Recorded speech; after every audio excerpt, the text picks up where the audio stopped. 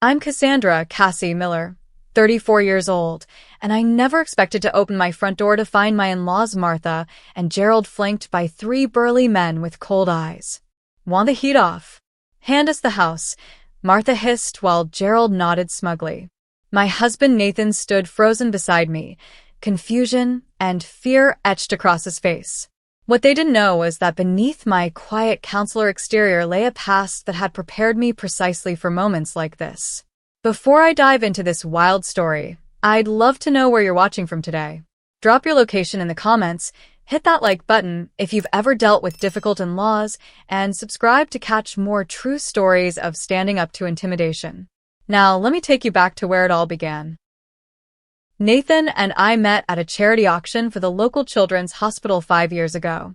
I was volunteering at the registration table when this tall, kind-eyed man with slightly disheveled brown hair approached with a donation that was surprisingly generous for someone who wasn't dressed like the typical wealthy donor. We started talking, and by the end of the night, we'd exchanged numbers. There was something gentle yet confident about Nathan that drew me in immediately. Our romance moved quickly. After just 8 months of dating, he proposed during a hike to a waterfall we both loved. Nathan's career as an architectural engineer kept him busy designing sustainable commercial buildings, while I had settled into my role as a high school guidance counselor. What Nathan didn't know then was that my career choice was a deliberate step away from my former life. I loved helping teenagers navigate their problems, and the quiet predictability of school schedules offered a stability I had craved. My grandmother would have loved you, Nathan told me often during our first year of marriage. Gloria had raised him for many of his formative years while his parents were busy building their import business.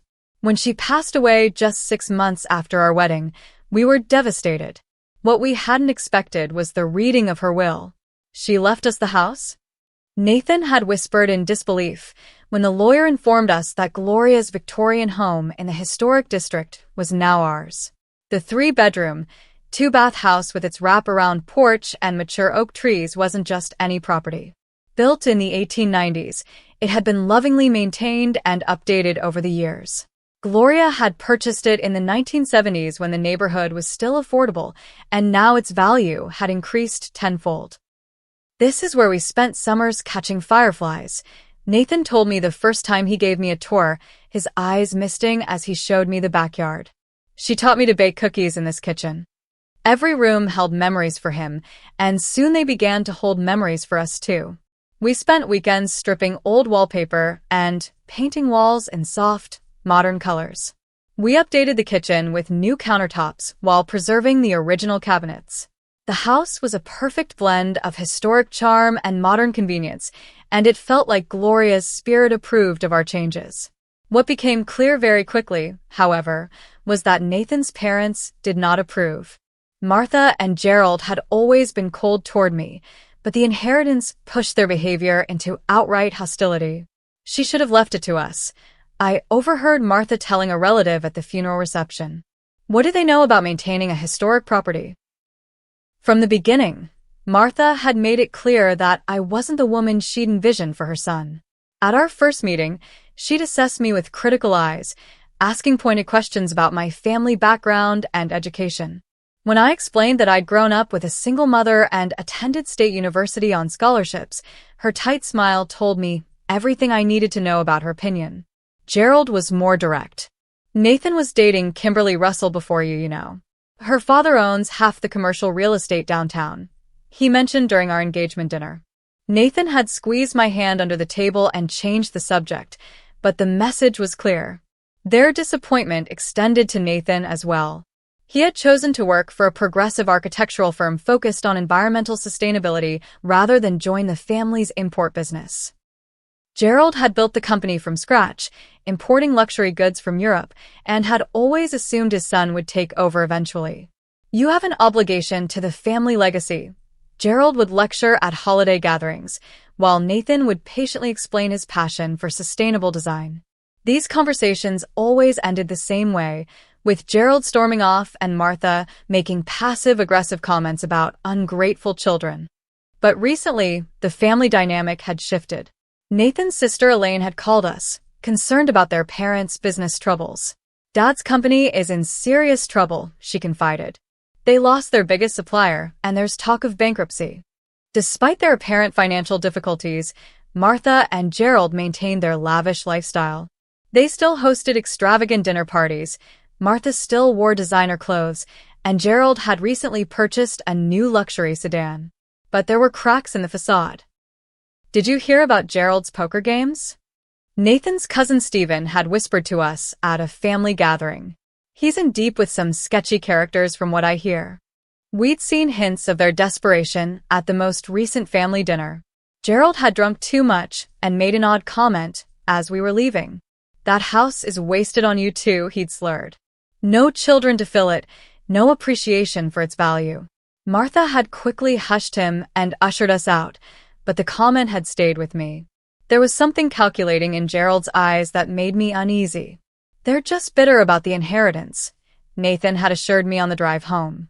They'll get over it eventually.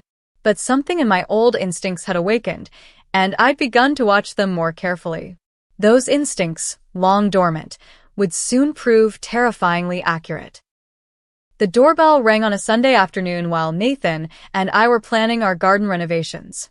Through the peephole, I could see Martha's perfectly coiffed silver hair and Gerald's imposing figure. They didn't mention they were coming by, Nathan said with surprise as he opened the door.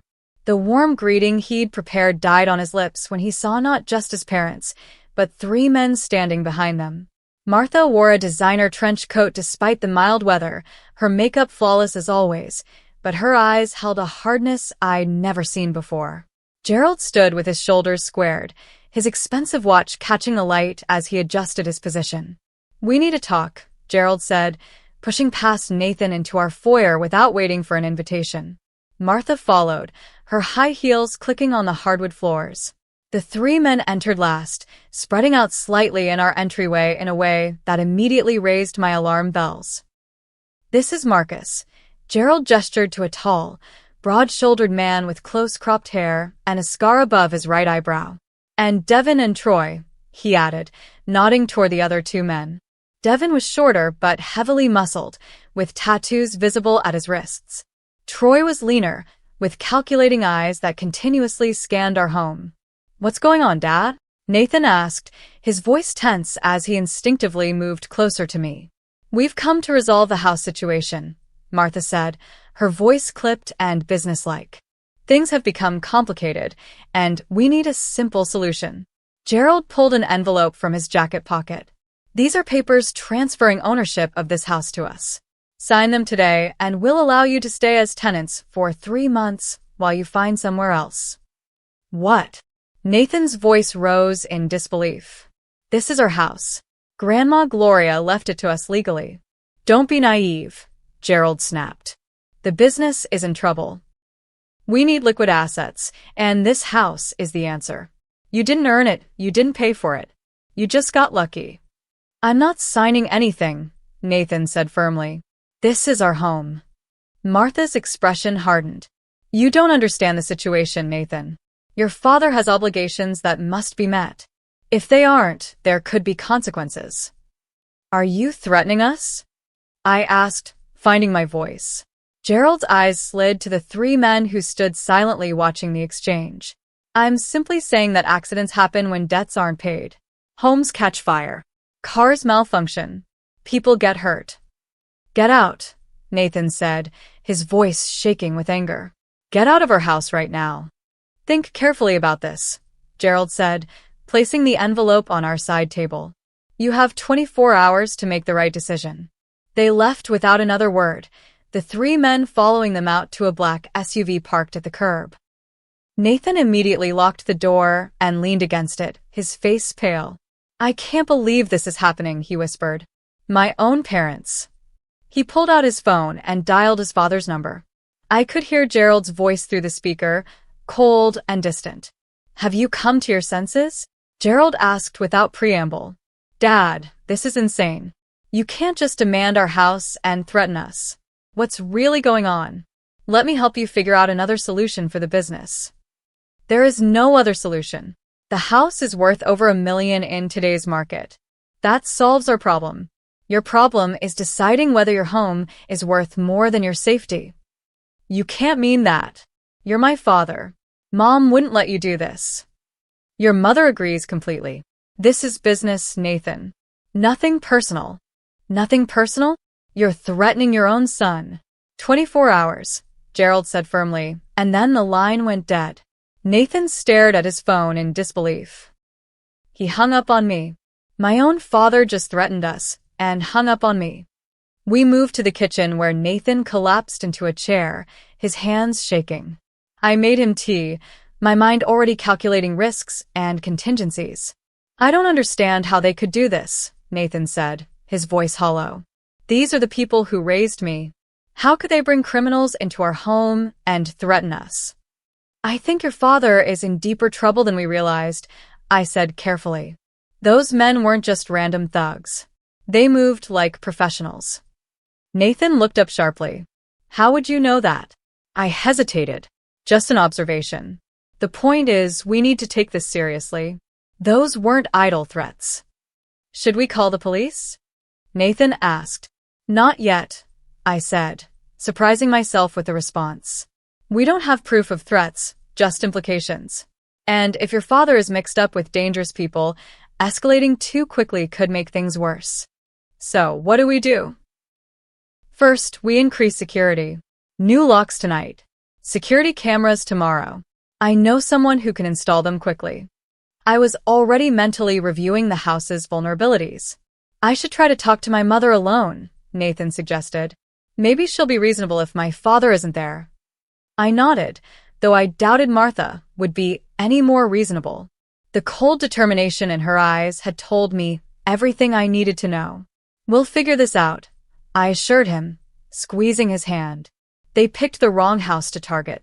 Nathan gave me a weak smile, not understanding the full meaning behind my words. He could know that the skills I'd spent years trying to leave behind were already reawakening, that my mind was already mapping out defensive strategies and contingency plans. For now, I would let him believe we were just a normal couple facing an unusual threat.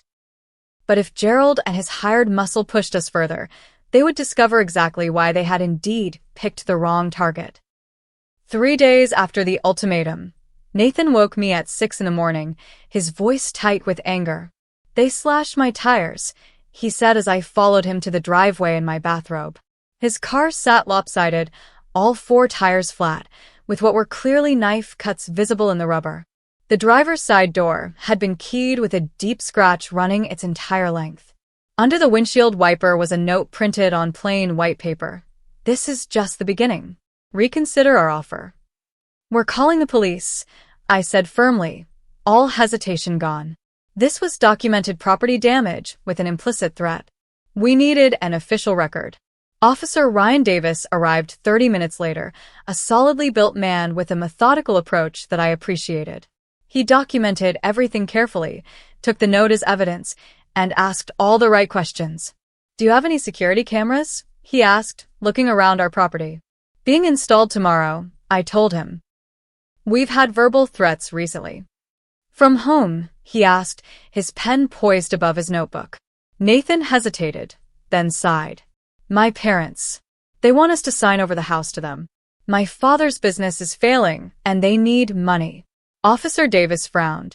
And you believe they're responsible for this vandalism? They came with 3 men 3 days ago. My father implied that accidents could happen if we didn't cooperate. The officer made detailed notes. I'll file the report, but without witnesses or video evidence, it's going to be difficult to prove who did this. We understand, I said. We just want on record in case things escalate further. I'd recommend a restraining order, Officer Davis suggested, and get those cameras installed as soon as possible. After he left, Nathan called his boss to explain he'd be late.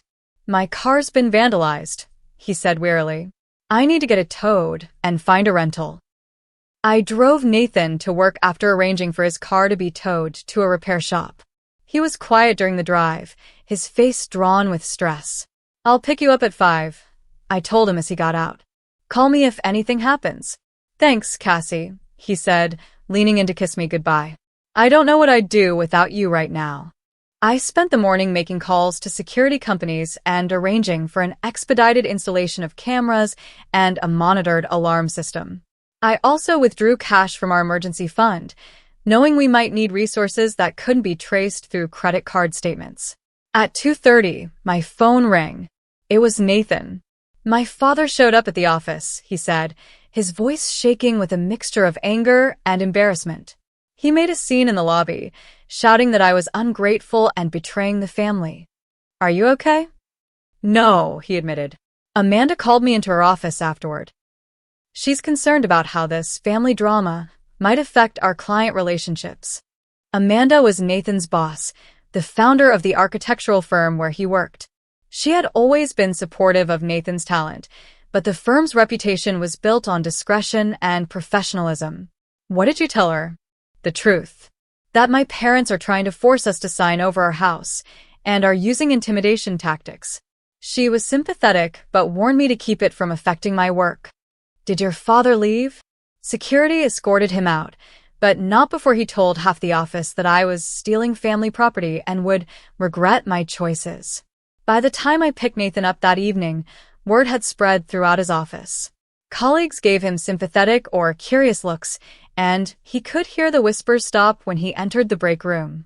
"Everyone's talking about it," he said as he slid into the passenger seat of my car. Trevor even asked if I was having mob problems because of the guys who were with my dad during the confrontation at home. "It'll blow over," I assured him, though I wasn't certain it would. If Gerald was desperate enough to make a scene at Nathan's workplace, he was likely desperate enough to take more drastic measures. That evening, Nathan's phone rang continuously. First was his sister Elaine, her voice worried. "Nate, what's happening?" "Dad came home raging about you and the house. They're trying to force us to sign it over to them," Nathan explained. "They brought threatening men to our house, and now my car's been vandalized." "Oh God," Elaine breathed. I knew they were having money troubles, but I never thought they'd go this far. "Nathan, be careful. Dad was on the phone earlier with someone, and he sounded desperate. He kept saying he'd get the money one way or another." "Thanks for the warning," Nathan said. "You should distance yourself from this, Elaine. I don't want you caught in the middle." "You're my brother." "I'm already in the middle," she said firmly. "I'll let you know if I hear anything else." The next call was less supportive. Nathan's brother Richard, who worked in their father's business, was coldly angry. "You're going to destroy this family," he accused, without preamble. "The business is on the brink, and you're sitting in $1 million house you did nothing to earn."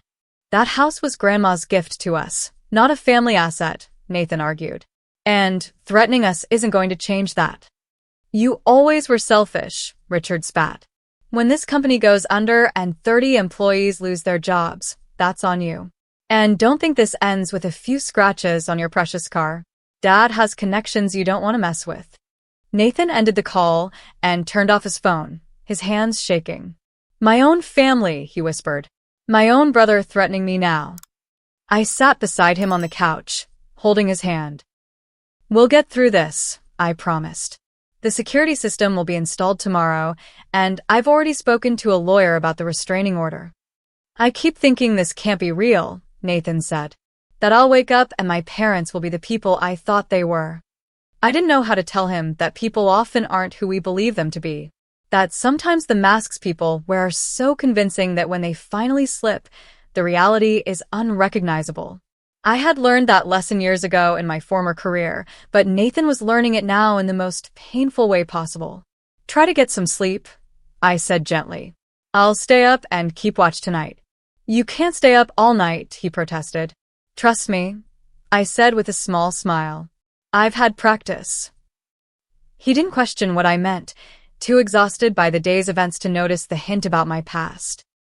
As he fell into a troubled sleep, I positioned myself near the window with a clear view of our driveway and front yard, prepared for a long night of vigilance.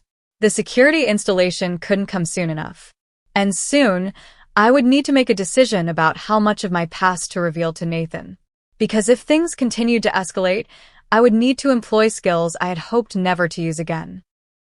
The week following the car vandalism brought a tense quiet. Too quiet. Nathan's parents made no contact, and the threatening men didn't return. But instead of relief, I felt mounting dread.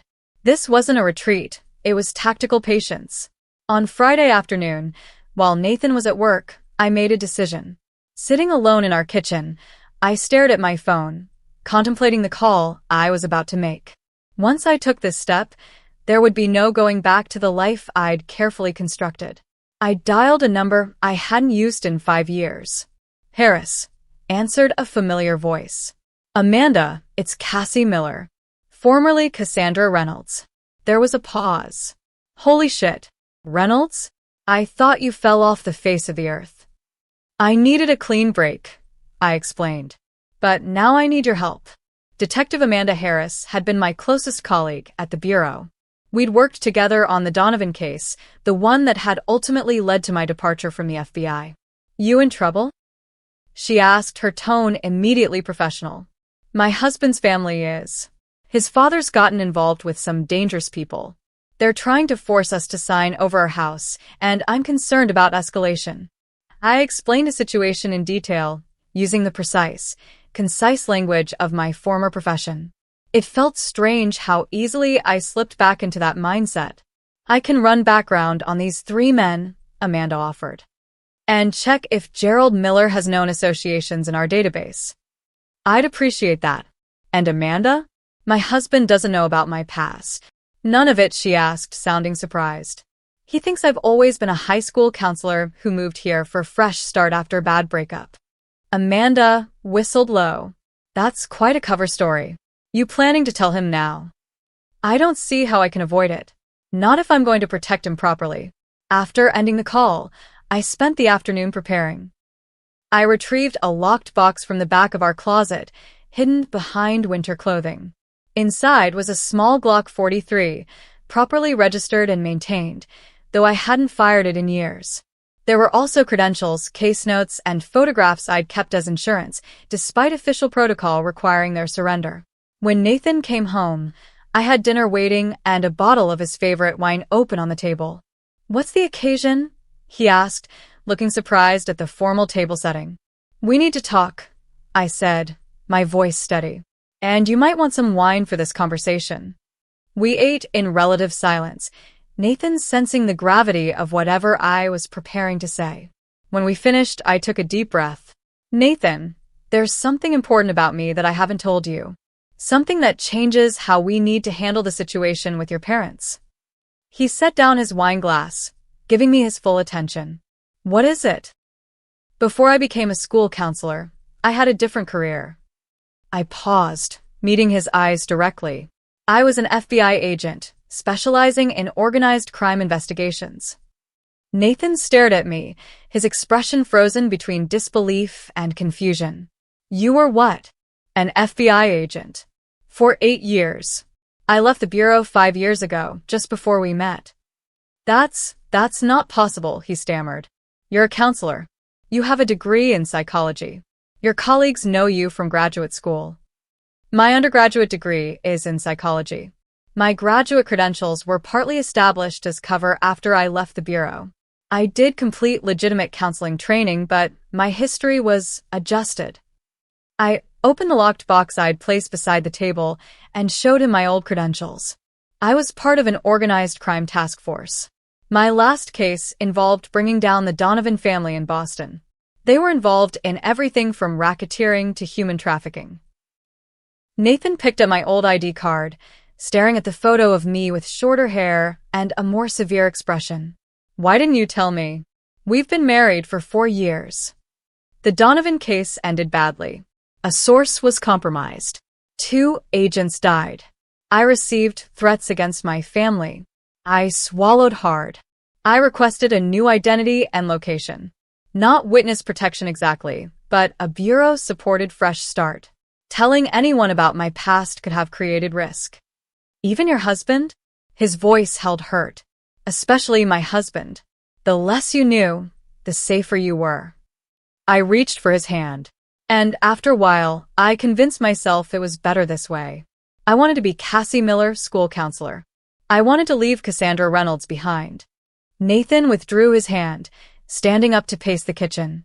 "So for our entire relationship, You've been lying to me about something fundamental. I've never lied about who I am as a person, I said quietly. My feelings for you, my values, the life we've built, that's all real. I just couldn't tell you about my professional past. And you're telling me now because of my parents? Because of the threats? I nodded. I have training and connections that can help us. The men your father brought here, the tactics they're using, I recognize the patterns. This isn't just desperate family drama, Nathan. Your father has likely gotten involved with organized crime figures to keep his business afloat. Nathan sank back into his chair. This is insane. My straight-laced, country club father involved with criminals? My wife a former FBI agent? I feel like I'm in some bizarre movie. I know it's a lot to process, I acknowledged. But we don't have the luxury of time. Your parents' desperation is escalating, and if your father owes money to the wrong people, they won't stop at vandalism. What exactly are you suggesting? First, I've asked a former colleague to run background checks on the men who came to our house. Second, we document everything and build our legal case. Third, we prepare for worst-case scenarios. Like what? Like a more aggressive attempt to force us out or harm us. I hesitated. Nathan, I know how these situations typically evolve. The pattern suggests we haven't seen their worst yet. Nathan was silent for a long moment, staring at my old badge. Finally, he looked up, his eyes troubled but clear. I'm angry that you kept this from me, he said quietly. I thought we didn't have secrets. But right now, we have more immediate problems. He took a deep breath. Tell me what we need to do. Relief washed through me, though I knew this conversation was far from over. The hurt in his eyes told me we would revisit this betrayal of trust many times. Thank you for understanding, I said softly. I don't understand, not fully, he admitted. But I trust you. Even now, I trust that you had reasons. And honestly, having an FBI agent for a wife might be exactly what we need right now. I gave him a small smile. Former FBI agent. But some skills you never lose. As I began outlining our security plan, I watched Nathan struggling to reconcile the woman he'd married with this new revelation. It would take time for him to process, but time was the one thing we might not have. Gerald and his associates wouldn't wait for us to work through our marital issues. And I was right. The next morning brought evidence that the situation was about to get much worse. We returned from grocery shopping on Saturday afternoon to find our front door slightly ajar. Nathan moved to enter, but I grabbed his arm, pulling him back to the car. Call the police, I instructed, my voice low and urgent. Report a break-in. Stay in the car and lock the doors. Where are you going? He asked as I reached into my purse. To clear the house. Cassie, no, he protested. If someone's in there. Trust my training, I said firmly, revealing my Glock. Make the call. Now. I approached the house cautiously, using the techniques that had once been second nature. The security system should have alerted us to any breach, but a quick glance at the control panel showed it had been disabled. Professional work. Room by room, I cleared our home, finding it empty of intruders but ransacked thoroughly. In the office, our filing cabinets hung open, papers scattered across the floor. The safe behind the bookshelf stood open and empty, the family jewelry and emergency cash gone. But it was the targeted nature of the search that confirmed my suspicions. Specific documents were missing, including the house deed, insurance papers, and our identifications. This wasn't a random burglary, it was a focused attempt to gather information and valuables. In the bedroom, a message had been spray painted across our wall. Next time you'll be home. I heard sirens approaching and holstered my weapon before the police arrived. Officer Davis was among the responding officers, his expression grim as he surveyed the damage. You're lucky you weren't home, he commented as his partner took photographs of the graffiti. It wasn't luck, I replied. They knew our routine. They waited until we'd left. Nathan stood in the doorway of our bedroom, his face pale. They took the deed to the house, he said. And Grandma Gloria's jewelry. Check your security footage, Officer Davis suggested. The system company should have cloud backup even if they disabled the main panel. He was right. When the technicians from the security company arrived, they were able to retrieve footage showing Troy and Devin breaking in through our back door, their movements methodical and practiced. The timestamp showed they'd entered just 20 minutes after we'd left. "I recognize them," Officer Davis said, studying the footage. "They're known associates of Frank Wilson, small-time enforcer for bigger operations." "Frank Wilson," I repeated, filing the name away to research later. After the police left, Nathan and I began the process of cleaning up. As we worked in silence, his phone rang. It was Richard. "Enjoying your weekend?" his brother asked, his tone smug. "I hear you had some unexpected visitors." Nathan's knuckles whitened around the phone. "Did you know about this? Did you know they were going to break into our home?" Let's just say I wasn't surprised. Dad's patience is running out, Nathan. The offer still stands. Sign over the house, and this all goes away. Tell Dad he's just added breaking and entering, theft, and criminal threats to his list of problems. Nathan snapped before hanging up. "They're getting bolder," I observed, carefully sweeping up broken glass from a picture frame. The photo inside, one of Nathan and me on our wedding day, had been deliberately torn. "What's our next move?" Nathan asked, his jaw set in determination that replaced his earlier shock. Before I could answer, my phone buzzed with a text from Amanda. "Call me. Found connection between Gerald Miller and Frank Wilson. Not good." "First, we finish securing the house," I said. "Then I need to make a call." The next morning, as we were replacing the locks for the second time that week, I spotted a familiar SUV parked down the street. "Nathan, go inside," I said calmly. "We have company." "What? "Who?" "Marcus.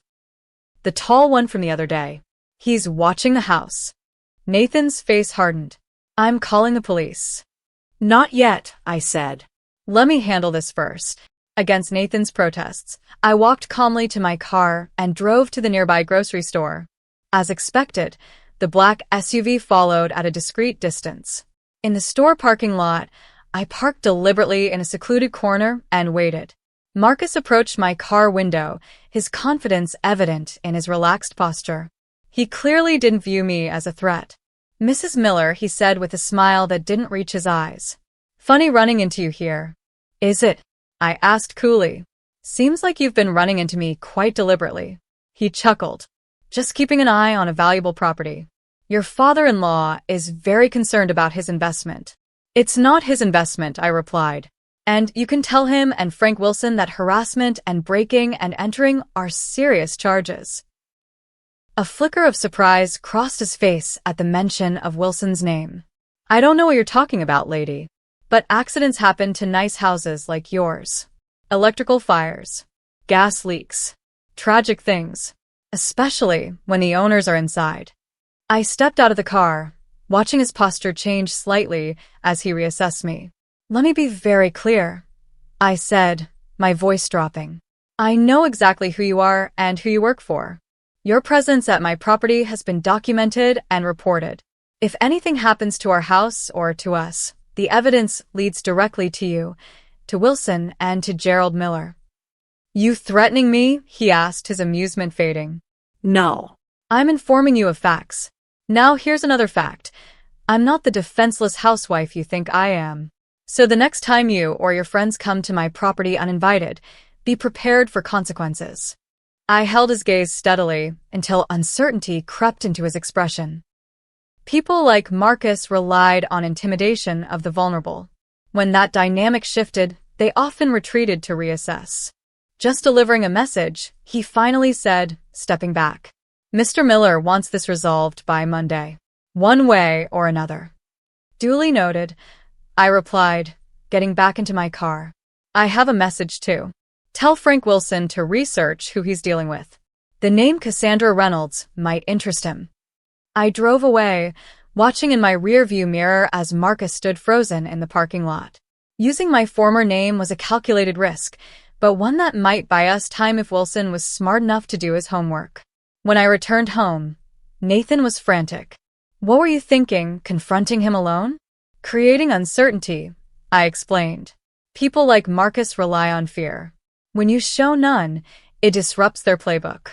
And if he had attacked you, He wouldn't. Not in public, not without orders. I touched Nathan's cheek gently. Trust me to know how these people operate.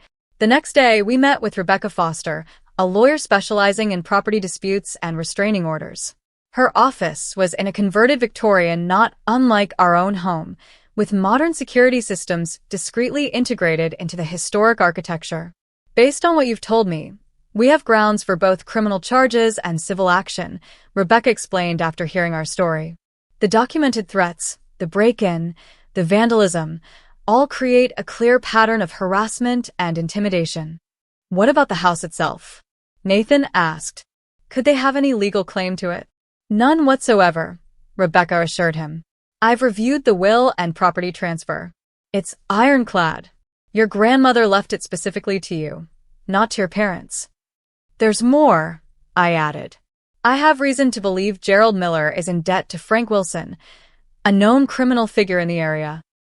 The pressure to acquire our property likely stems from this debt. Rebecca's eyebrows rose. That adds a serious dimension. If we can prove that connection, the criminal charges become much more severe. My former colleague is gathering evidence on that front, I said, with a glance at Nathan.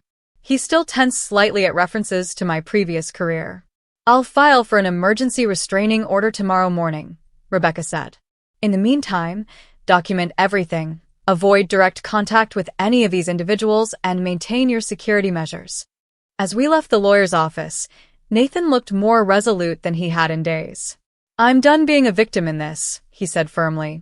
It's time we fought back. I squeezed his hand. That's exactly what we're going to do. Monday morning, I made a series of calls while Nathan reluctantly went to work, escorted by a private security guard we'd hired for the week. Amanda Harris was my first call. What have you found? I asked without preamble. Your father-in-law is in deep, Amanda replied. He owes Wilson nearly $800,000 from gambling debts and failed investments. Wilson's using the debt to launder money through the import business. That explains the desperation for liquid assets, I mused. The house would solve his immediate problem. There's more, Amanda continued. Wilson's operation is being investigated by the Boston field office as part of a larger RICO case. Your father-in-law is already on their radar. Can you connect me with the case agent? Already did. Jessica Parker is expecting her call. She's particularly interested in the 3 muscle men who've been harassing you. Jessica Parker turned out to be a sharp, no-nonsense agent with an impressive record of organized crime convictions. We arranged to meet at a coffee shop downtown rather than at the field office to maintain a lower profile. Your father-in-law picked the wrong partners, Jessica told me over espresso. Wilson is under pressure from higher-ups in the organization. When people get desperate, they make mistakes. Like sending the same men to threaten us and then break into our home, I noted. Exactly. We've been building a case against Wilson for months, but we've lacked direct evidence of his enforcement tactics. Your situation provides that connection. What are you proposing? A coordinated approach. We continue our investigation while you maintain the pressure through legal channels.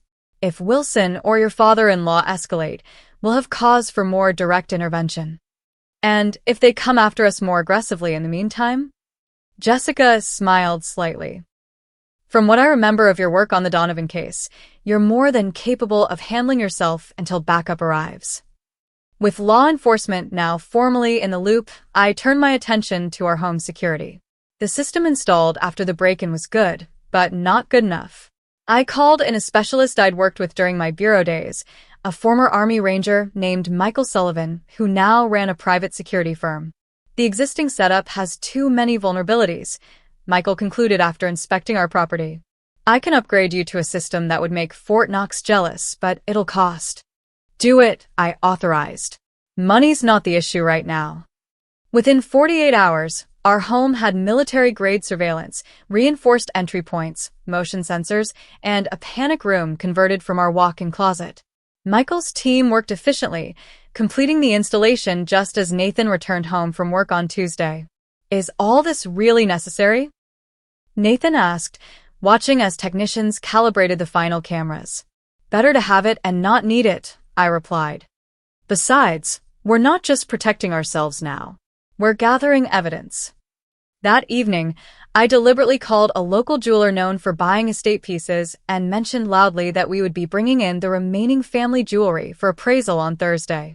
Then I called our insurance company and discussed increasing our coverage for irreplaceable items still in the home. "What are you doing?" Nathan asked when I hung up. "Creating bait," I explained. "We need them to make another move, but this time on our terms." "You're trying to get them to break in again?" he asked incredulously. "In a controlled situation where we're prepared and can document everything." I laid out the plan. "They think we're vulnerable and frightened. We'll use that misconception." The next step was confronting Richard. Nathan's brother had been Gerald's willing accomplice and potentially our weakest link for gathering evidence. We arranged to cross paths with him at a family event for a cousin's birthday held at a restaurant downtown. The tension was palpable when we arrived. Martha and Gerald had chosen not to attend, but Richard was there with his wife Laura, who looked uncomfortable with the entire situation. "I'm surprised you had the nerve to show up," Richard said when he spotted us, his voice just low enough that other family members couldn't hear. "We're not the ones who should be ashamed," Nathan replied calmly. "How much do you know about Dad's arrangement with Frank Wilson?" Richard's face paled slightly. "I don't know what you're talking about." "The FBI does," I interjected quietly. "They're building a RICO case as we speak. Anyone involved could face serious charges." "You're bluffing," Richard hissed, but the uncertainty in his eyes was clear. "We have the break-in on video," Nathan continued. "Troy and Devin are already identified in police reports. The question is, how involved are you? Did you just know about it, or did you help plan it?" I discreetly activated the recording device in my purse. Richard glanced around nervously, then leaned closer. "Look, I didn't know they were going to break in. Dad just said he was putting pressure on you to be reasonable about the house. He needs it to pay off Wilson before things get worse." "Worse how?" Nathan pressed. "Wilson's people don't play games. Dad said either he gets the money from selling your house, or they'll collect through the business and the family." "So, you helped him threaten your own brother?" Richard had the decency to look ashamed. "I was protecting the business, our employees, our family name." "By becoming criminals yourselves," Nathan said flatly. "Did Mom know about the break-in too?" Richard hesitated. "She knows everything. She's the one who suggested using the house to solve the problem." As we left the restaurant, the recording safely secured, Nathan was silent. Learning his mother's role had hit him hard. "I need to talk to her," he finally said. "One-on-one." "Are you sure that's wise?" "No, but it's necessary. I need to hear it from her directly." The next morning, Nathan arranged to meet Martha at a cafe near her weekly hair appointment. I watched from my car across the street, ready to intervene, if necessary. Their conversation was intense. I couldn't hear the words, but I could see Martha's face shift from composed superiority to defensive anger, and finally to something like fear as Nathan presumably revealed how much we knew. When she left 30 minutes later, her perfect posture had crumbled, and she glanced around nervously before hurrying to her car. "She admitted everything," Nathan reported when he returned to my car. "Dad owes Wilson for gambling debts and failed investments. They've been using the business to launder money for Wilson's organization. When that wasn't enough, Wilson demanded more direct compensation. Did she understand the legal jeopardy therein? She does now. I told her about the FBI investigation, the evidence we've gathered. She nearly collapsed when I mentioned RICO charges." Nathan stared out the window. "She begged me to reconsider about the house. Said it was the only way out for them." "And what did you tell her?" "That they chose this path, not us. That criminals threatened their son and daughter-in-law. That Grandma Gloria would be ashamed." His voice broke slightly. "And that if they come near us again, we'll use every piece of evidence we have." As we drove home, I received a text from Jessica Parker. "Wilson making moves. Be alert. Backup ready if needed." Our trap was set. Now we just had to wait for someone to take the bait. Thursday night, I sat in our newly converted panic room, monitoring the security feed while Nathan tried to sleep in our bedroom. The jeweler appointment I'd loudly discussed had been scheduled for Friday morning, making Thursday night the logical time for another break-in attempt. At 11:43, the perimeter alarm silently alerted me to movement in our backyard. 3 figures appeared on the infrared camera, approaching the rear door. I recognized Troy, Devin, and Marcus immediately. "Nathan," I called softly through the intercom we'd installed. "They're here. 3 of them at the back door. Activate protocol 2.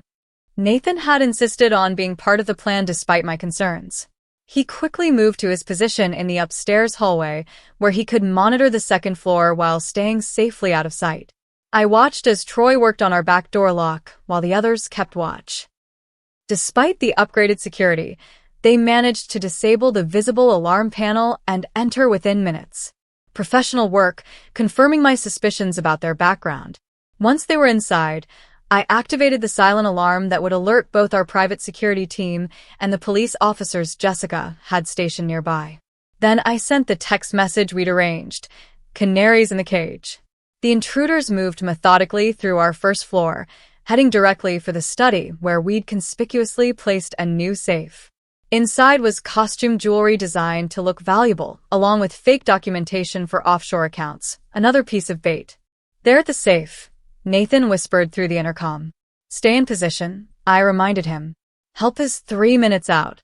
As the men worked on cracking the safe, headlights swept across the front of the house. A car had pulled up outside. "We have new arrivals," I reported, switching to the front camera feed. "It's your parents." Gerald and Martha approached the front door, looking anxious. Gerald unlocked it with what must have been a key they had made during the previous break-in. Their coordination with the intruders was now undeniable, captured clearly on multiple cameras. "Mom and Dad are inside," Nathan confirmed, his voice tight. "They're talking to the men." I could see them now on the interior cameras, Gerald gesturing emphatically while Martha stood slightly behind him, her eyes darting around nervously. "Get the deed and anything valuable," Gerald instructed. "We need to make this look like a regular burglary gone wrong." "What about the occupants?" Marcus asked. Gerald hesitated, then said, "Do what you have to do. Just make sure we get what we need." Martha gasped.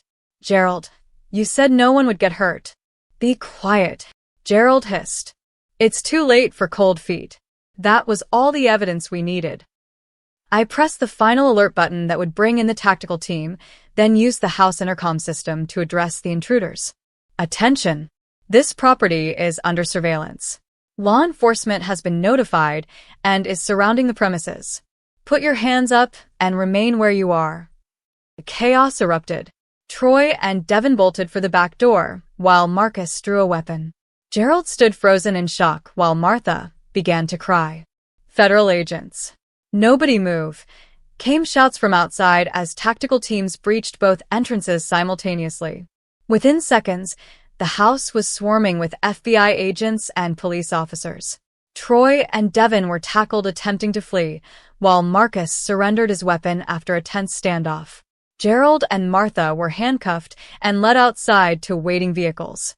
I emerged from the panic room to find Nathan standing at the top of the stairs, watching the scene unfold with a stunned expression. "It's over," I told him, taking his hand. "We got everything on camera. Multiple felonies, conspiracy, clear evidence of their connection to Wilson." Nathan nodded silently, watching as his parents were placed in separate police cars. Jessica Parker approached us once the scene was secured. "Textbook operation," she commented. "We've got Wilson in custody too, picked him up simultaneously at his club downtown. His operation is finished." "What happens now?" Nathan asked. "Formal charges will be filed tomorrow. The evidence is overwhelming, so I expect plea deals will be offered. Your parents are looking at serious charges, but cooperation could reduce their sentences."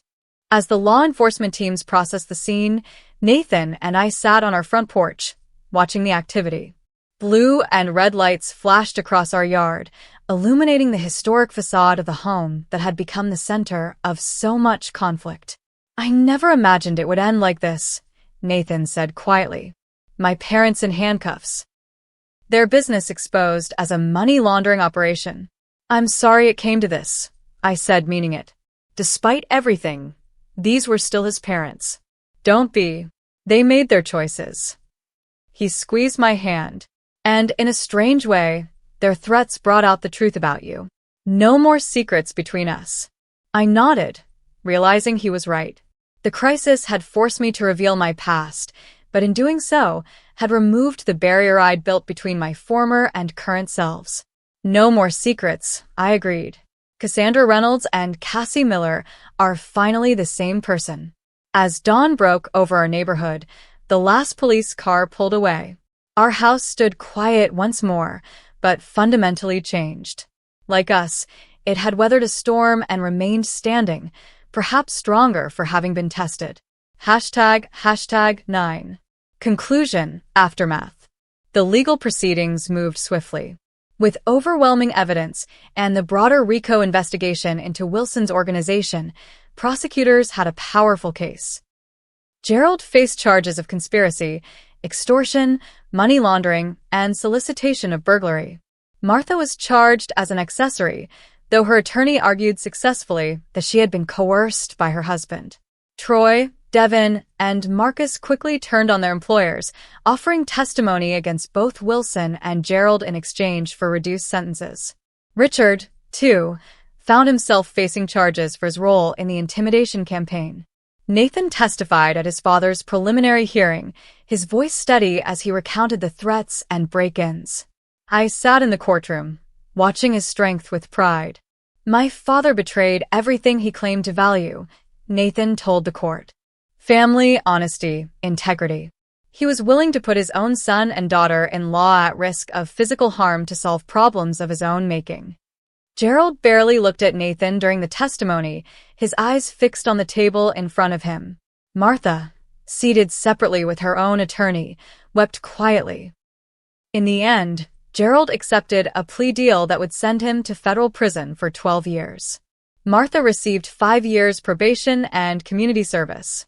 Their business was liquidated to pay restitution, and both were barred from financial industry positions for life.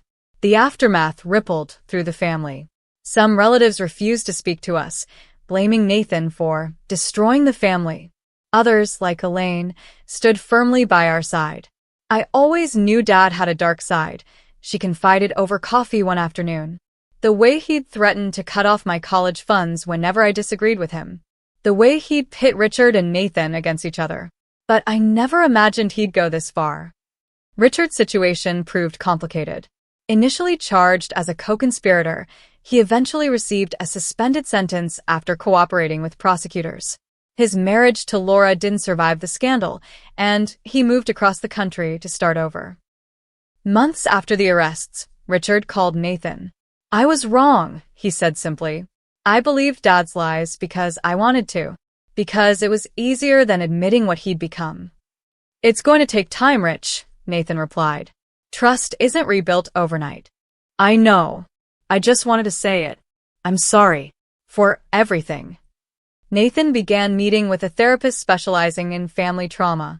The betrayal by his parents had shaken his fundamental understanding of his childhood and identity. I keep wondering if I ever really knew them, he confessed during a quiet evening at home. Were they always capable of this, or did desperation change them? People are complicated, I offered.